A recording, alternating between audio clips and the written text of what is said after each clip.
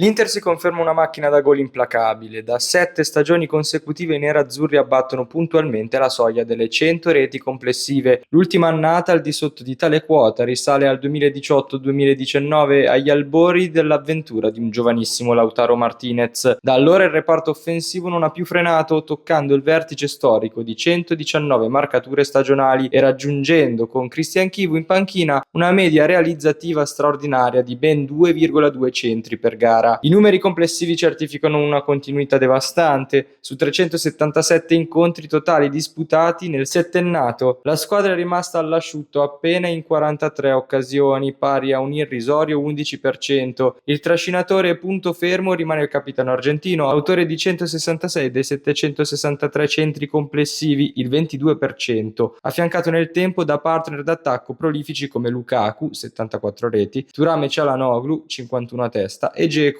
31. Il poker rifilato al Monza alla prima giornata conferma che la produzione offensiva nerazzurra punta a superare nuovi record.